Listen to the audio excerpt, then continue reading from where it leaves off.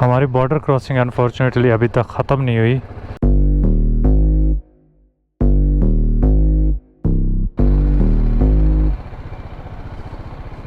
यहाँ पे खड़ा कर देता हूँ।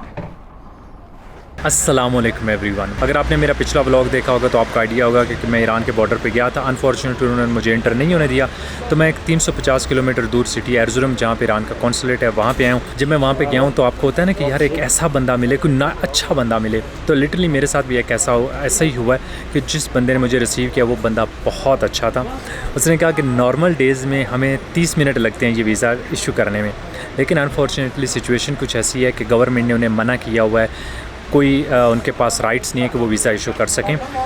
मैंने फिर भी उससे रिक्वेस्ट की तो वो कहता है कि ठीक है, आप एक काम करें कि 3 बजे तक जो है इंतज़ार करें, मैं 3 बजे तक इन्फॉर्मेशन गवर्नमेंट ऑफिशियल से लेता हूँ और फिर मैं आपको बताता हूँ। और अभी बज गए हैं 3, कॉल करते हैं कॉन्सुलेट वालों को और पूछते हैं कि क्या सिचुएशन है।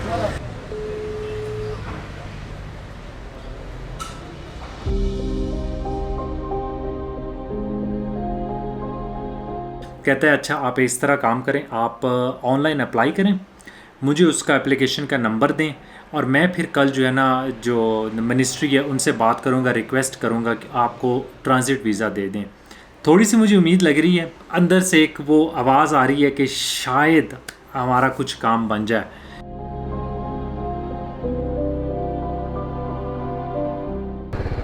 अभी अच्छी खुशखबरी ये है कि वीज़ा मेरा अप्रूव हो गया। 7 दिनों का सिर्फ उन्होंने वीज़ा दिया। अभी तो मैं जा रहा हूँ सबसे पहले बैंक में पैसे जमा करवाने के लिए और उसके बाद मुझे वीज़ा देंगे। 60 यूरोज़ उसकी फ़ी है। और इन्होंने कहा कि आज के जो रूल्स हैं, जो मुझे उन्होंने जिस बेस पे वीज़ा अप्रूव किया, कि एक मुझे हेल्थ सर्टिफिकेट चाहिए। अब वो हेल्थ सर्टिफिकेट मुझे कहाँ से मिलेगा ये मुझे बिल्कुल आइडिया नहीं है। तो मैं अभी पहले ये वाला करवाता हूँ, वीज़ा शीज़ा लेता हूँ इनसे और उसके बाद इधर उधर किसी से हेल्थ सर्टिफिकेट का पूछता हूँ कि यार कहाँ से मुझे मिलेगा। यहाँ पे कोई हेल्थ सेंटर, किसी हॉस्पिटल वगैरह जाता हूँ, वहाँ से पूछता हूँ। उसके अलावा कुछ कह रहे हैं कि यहाँ पे तुर्की में हेल्थ सेंटर भी बने हुए हैं, तो आप वहाँ से जाके पता कर सकते हैं। लेकिन अभी यहाँ पे पहले तो हमने बैंक जाना है। किधर गई जी बैंक? ज़रात बैंक।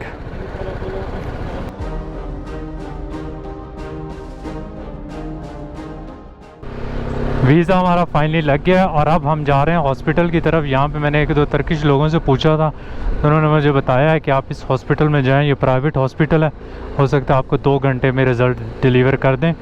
तो अभी मैं उनकी तरफ ही जा रहा हूँ। अगर तो 2 घंटे में दे दिए, अभी 2:30 बजे हैं, आई थिंक वर्किंग टाइम है। उनको कहते हैं भाई हम एक्स्ट्रा फ़ीस दे देंगे, आप हमें दो।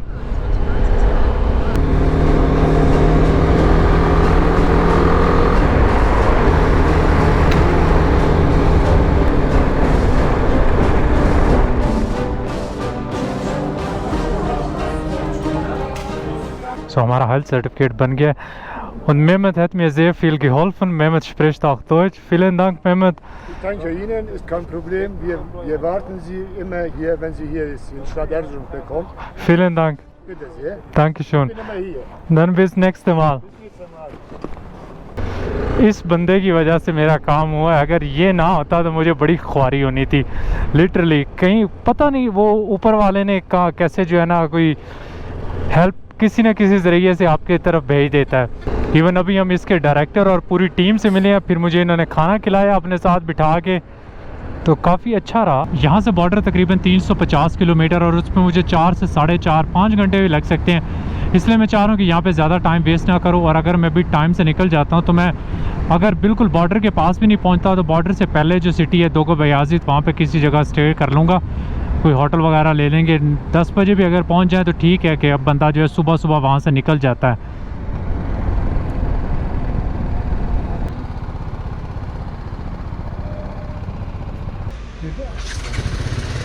अस्सलाम वालेकुम। तशक्कुर अदीरम। Nice to meet you.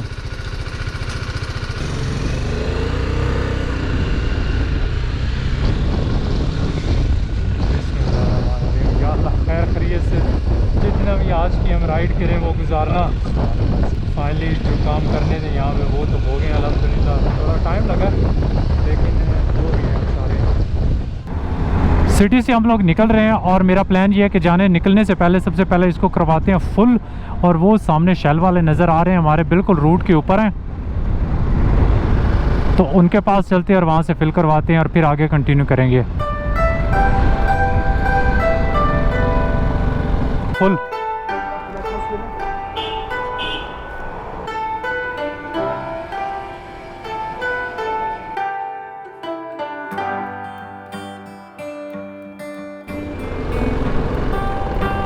कर्म वालिया टोर लै, अगे ही जा रहे थे फिर रुक जाना है। इसके अंदर कोई बाइक है।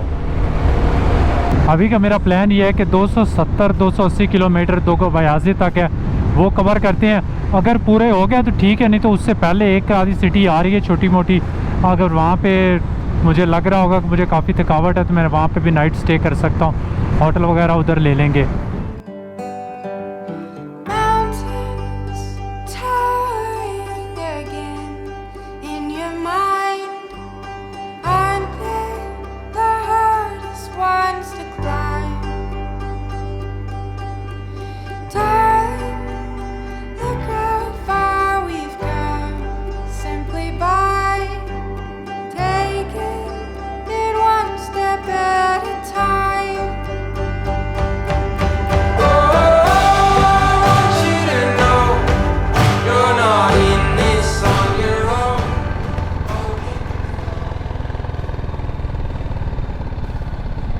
मैंने अभी चेक किया, हमारा जो बाकी का सफ़र है 101-102 किलोमीटर के करीब बनता है और अभी मैं काफ़ी फ़्रेश फील कर रहा हूँ, तो हम कैरी करते हैं और रास्ते में देखेंगे जहाँ पे हालत और टाइट हुई अभी अब फिल कर लिया हमने टैंकी को। चलें जी, बिस्मिल्लाह।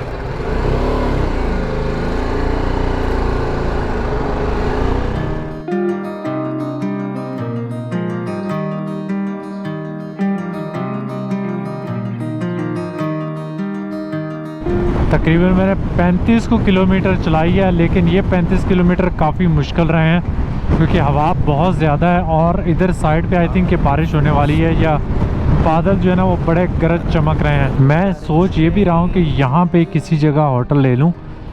ये एक मुझे कोई गांव नज़र आया और इधर चल के चेक करते हैं, अगर कोई मुझे होटल नज़र आता है तो नहीं तो यहाँ पे कहीं किसी जगह खड़ी करके ना थोड़ा सा और आगे चल के देखते हैं, नहीं मिलता तो यहाँ पे खड़ी करके गूगल से पूछते हैं, गूगल को पता होगा।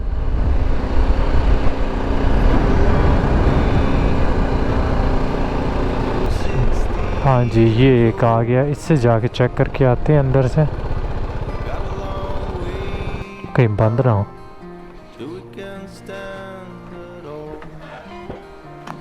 खुला है, खुला कोई है? हेलो, कोई भी नहीं है बंदा, लेकिन इंतज़ार करते हैं, लग रहा है यहाँ पे मिल जाएगा।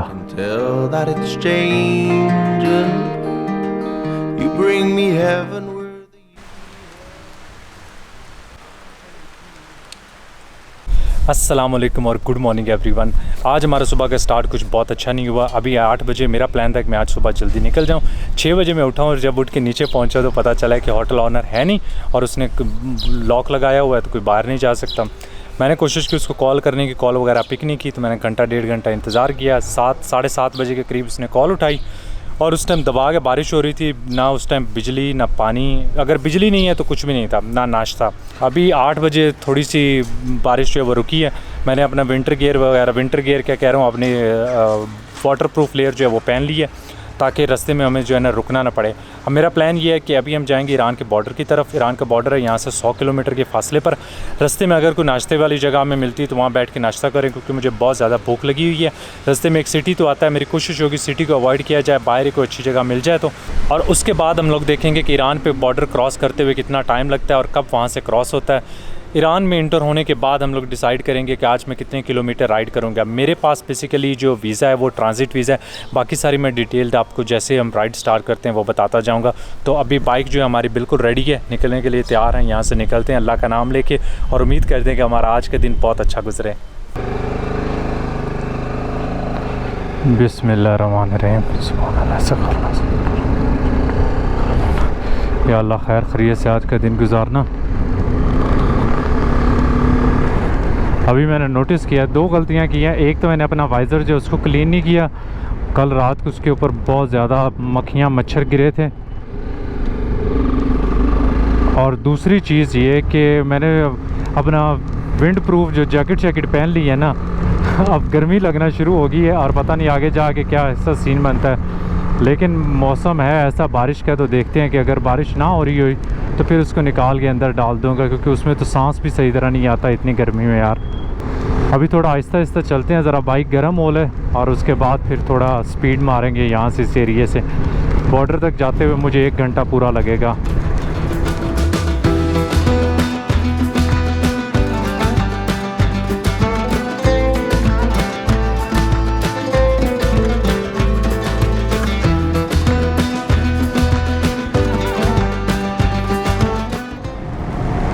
और अब हम आहिस्ता आहिस्ता बारिश के अंदर जा रहे हैं और सामने बिल्कुल रोड आगे स्ट्रेट होगी सीधी बारिश के अंदर।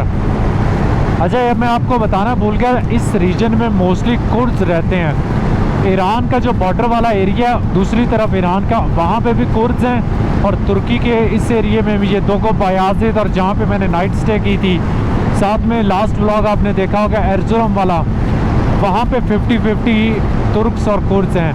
तो मोस्टली लोग जो है ना इस एरिए में आपको कुर्द ही मिलेंगे, स्पेशली ये वाला एरिया।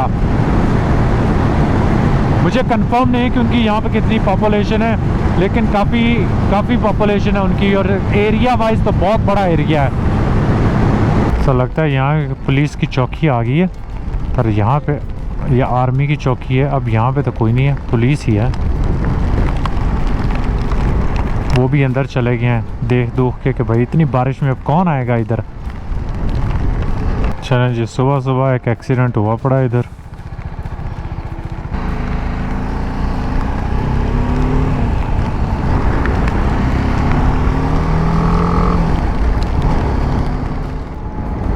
यहाँ पे चेक करते हैं भाई कि अगर तो कोई यहाँ पे रेस्टोरेंट है कि नहीं है। एक फ्रिज नज़र आई है, हो सकता है इनके पास कुछ हो।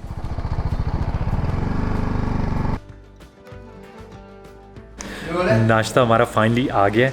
मैंने बड़ी मुश्किल से इसको गूगल ट्रांसलेट से समझाया, तो वो कहते हैं मेरे पास सिर्फ शोरबा है। शोरबा कहते हैं सूप को, क्योंकि सूप से तो मेरा गुजारा नहीं होगा, ना ही मैं पीना चाह रहा हूँ।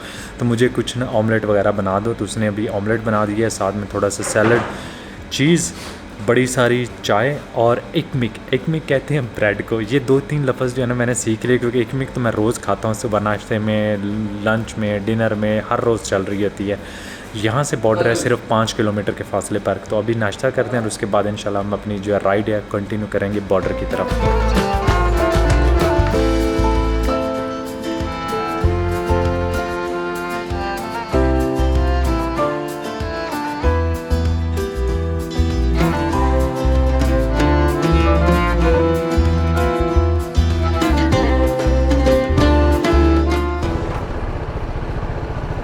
अस्सलाम वालेकुम। देखिएगा ना ईरान।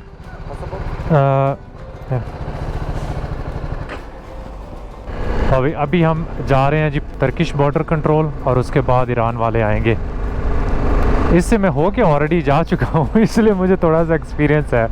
तो अल्लाह खैर करे कि यहाँ से अब कोई मसला नहीं करेंगे। वो सामने उस बॉर्डर से वापस आया था।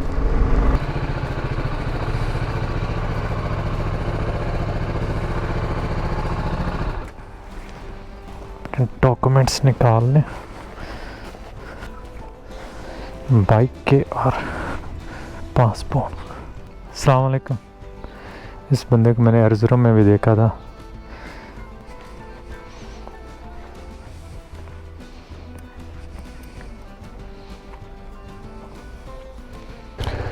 बिस्मिल्लाहिर्रहमानिर्रहीम। बड़ी देर से मसला कर रहे हैं यार, फाइनली उधर से कोई बंदा आया है। पूरी कहानी मैं आपको बाद में सुनाता हूँ। इंग्लिश फ़ारसी अब मैं किधर से लाऊं यार। लो जी, अब हम दरमियान में खड़े हैं बिल्कुल। आधा हमारा बाइक जो है वो तुर्की, और आधा जो है वो नो मैन जोन में है।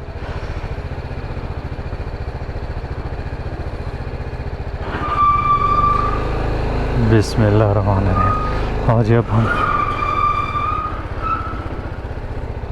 ईरान में इंटर हो आए हैं, अब देख अब हमारे साथ क्या करते हैं, इधर पार करनी है या आगे कर से पूछते हैं। ओके, वो कहता है इधर आओ।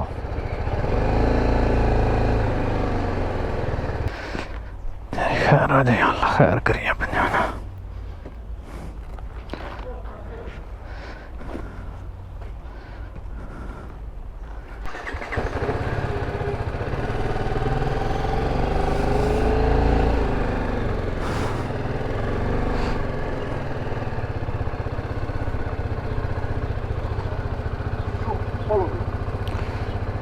हमारी बॉर्डर क्रॉस अभी तक ख़त्म नहीं हुई, ऑलमोस्ट 2.5 घंटे हो गए हैं और अभी तक चल रही है। अभी उसका जो लास्ट स्टेप है वो है यहाँ से इंश्योरेंस लेना।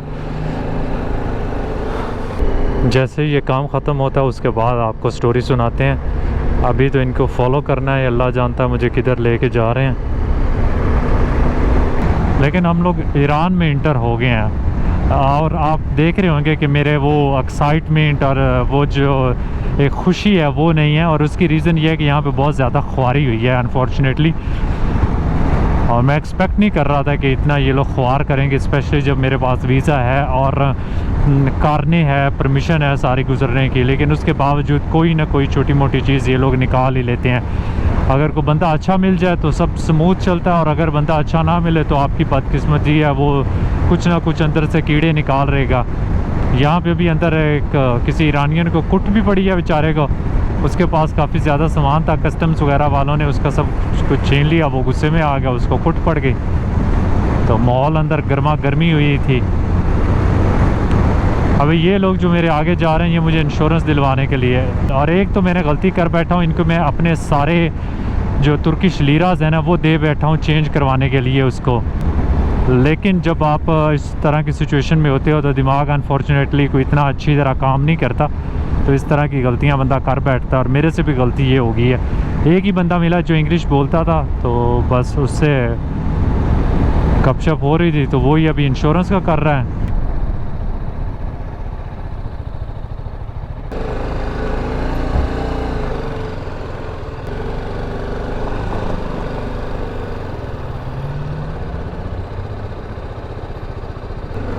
इंश्योरेंस हमने यहाँ से ले लिया और अभी कस्टम क्लियर कर लें, ये एक लास्ट हर्डल रह गया है। ये जो सामने बालों वाला बंदा है ना, इसने करवाया कस्टम वगैरह का काम।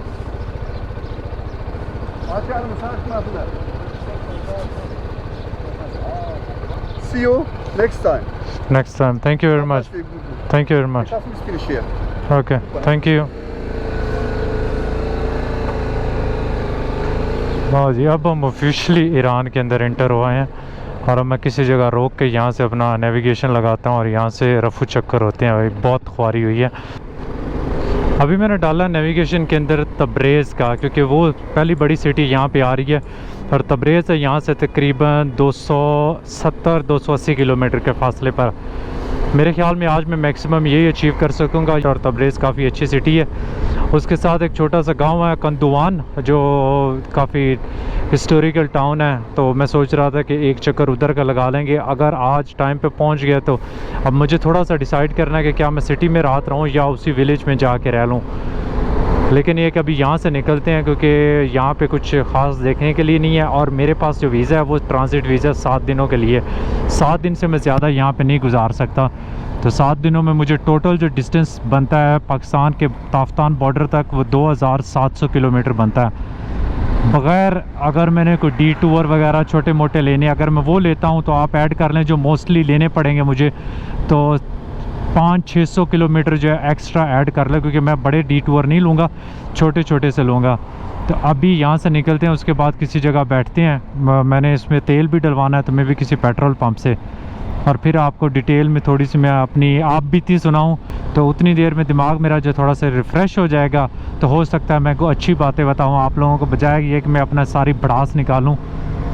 तो अभी निकलते हैं यहाँ से।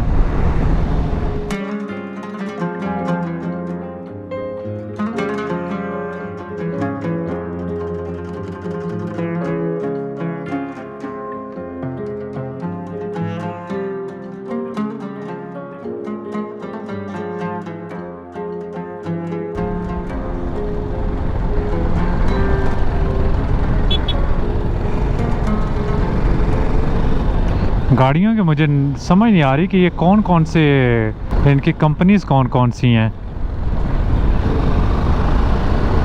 यहाँ से पेट्रोल डलवा लें और उसके बाद आगे कंटिन्यू करते हैं।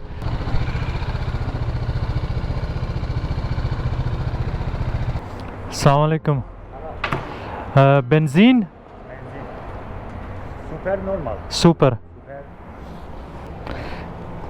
पाकिस्तान। तशक्कुर। ओके तशक्कुर। या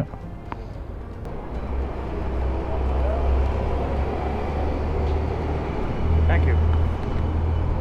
तशक्कुर। मुझे अभी ये नहीं पता कि इनकी करेंसी कितनी है, क्योंकि मैंने चेंज करवाए हैं और वहाँ जाके मैं देखता हूँ कि कितना क्या हिसाब किताब यहाँ पे है पेट्रोल का और यूरो वगैरह का। अस्सलाम वालेकुम।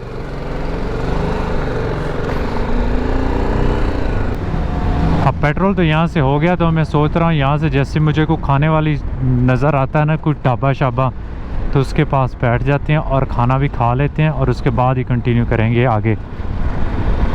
अभी तक मुझे एज सच कोई नज़र नहीं आया यहाँ पे।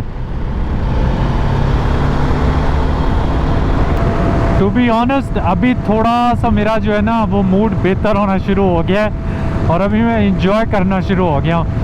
तो और जैसे जैसे बेहतर होगा तेरी खैर हो जाए है। ये तो मेरे ऊपर चढ़ा दी थी सलाम करने के लिए, वो इतना मेरे करीब आ गया था बंदा। भाई इतना करीब ना हो, दूर दूर से सलाम करो, आजकल कोरोना का दौर है वैसे भी। ये नज़र आया ना कबाब वाला।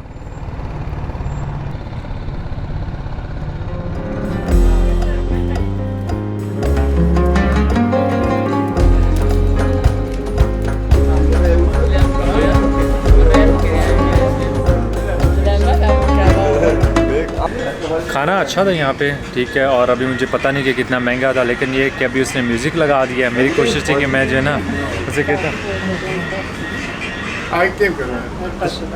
चेक, अभी उससे मैंने कहा कि म्यूज़िक बंद कराएं।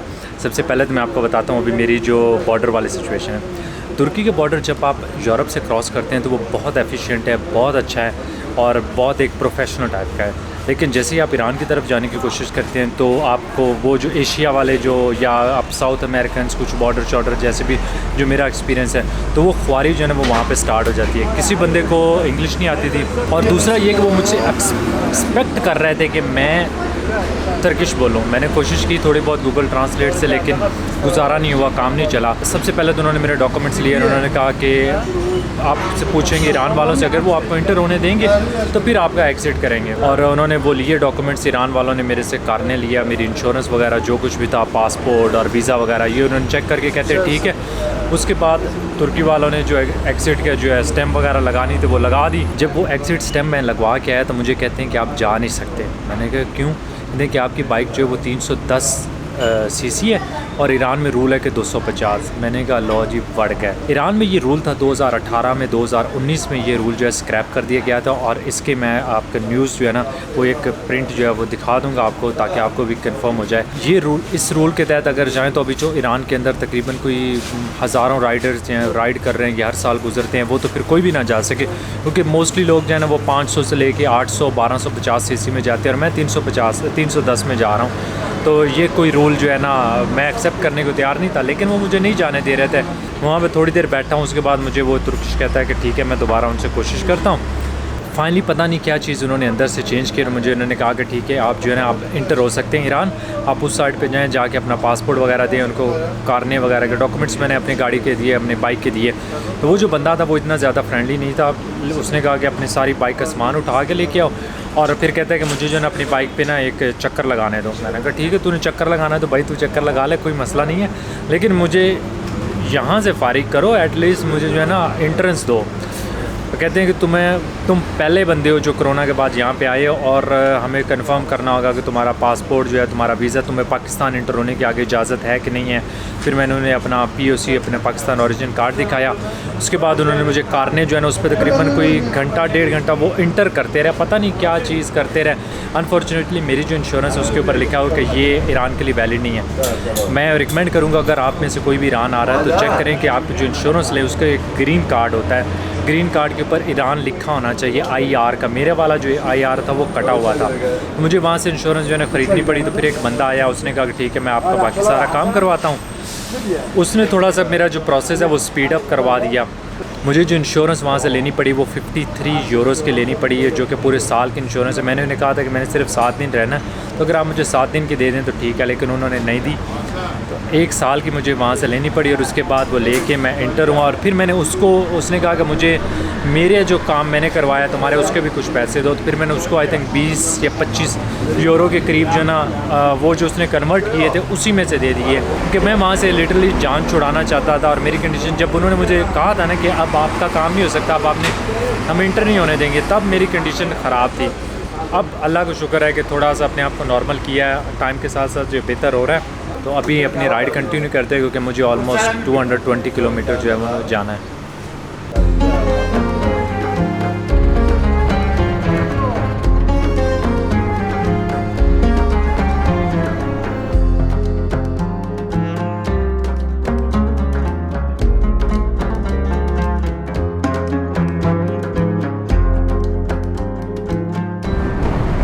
ये वाला एरिया काफ़ी खूबसूरत है। इवन के बंजर पहाड़ है, लेकिन जो इनके ऊपर सूरज के और बादलों का रिफ्लेक्शन पड़ रहा है ना, बहुत खूबसूरत लग रहा है। इधर एक मुझे बड़ा अच्छा खूबसूरत सा गांव नज़र आया था, लेकिन मैं नहीं चाह रहा कि उधर की तरफ अभी निकलूँ या ड्रोन उड़ाऊँ यहाँ पे। दिल तो मेरा बड़ा कर रहा था कि मैं यहाँ पे ड्रोन उड़ाऊँ, लेकिन भाई ये सामने चेक करें, ईरान वाली पुलिस भी बैठी हुई है। वाट लग जानी है, इन्होंने पकड़ लिया ना, पता भी नहीं है इनका कि क्या करेंगे, छोड़ेंगे कि ये पकड़ के अंदर दे देंगे। Push me out to sea, baby. It's the best thing for us both.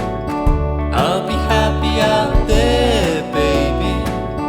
Fish below and stars above. And you'll be happier without me.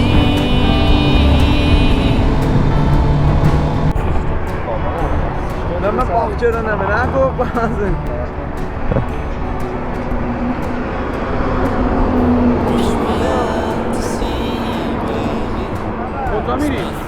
Tabrez Tabriz Tabrez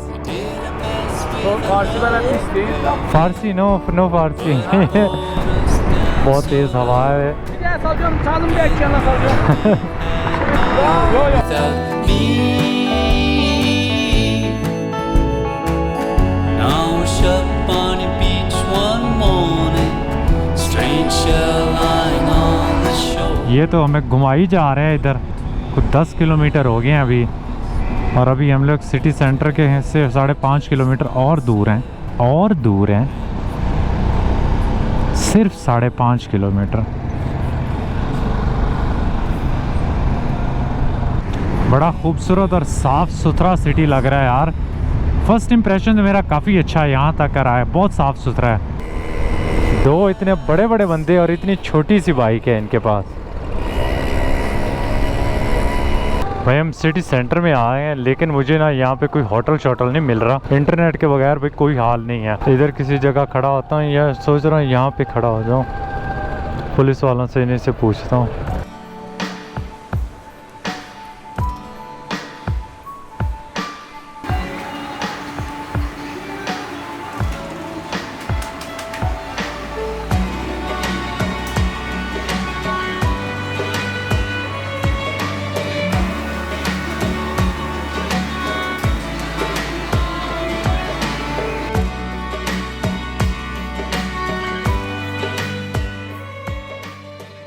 कबाब बहुत अच्छे थे और मुझे लिटरली बहुत भूख लगी थी, इसलिए मैंने दबा के खाया और इन्जॉय किया फुल टाइम। और बहुत सस्ता में भी 2.5 यूरो आई थिंक ऑलमोस्ट बना होगा। आज का दिन ओवरऑल मेरा स्टार्ट थोड़ा सा अच्छा नहीं था बॉर्डर क्रॉसिंग वाला, लेकिन ईरानियन पीपल जो है अभी तक जितना मेरा सफ़र रहा है कि रास्ते में मुझे मिले हैं, बहुत फ्रेंडली, बहुत नाइस लोग। उम्मीद करता हूँ कि अगला जैसे जैसे मेरा सफ़र गुजरता जाएगा और बेहतर होता जाएगा। उम्मीद करता हूँ कि आप लोगों को मेरा आज का ब्लॉग पसंद आया होगा, और अगर पसंद आया तो लाइक का बटन दबाना ना भूलिएगा, और अगर आप सब्सक्राइब नहीं है तो सब्सक्राइब भी कर दीजिएगा। Thank you so much for watching, और आपसे मुलाकात होगी अगले ब्लॉग में। अल्लाह हाफिज़।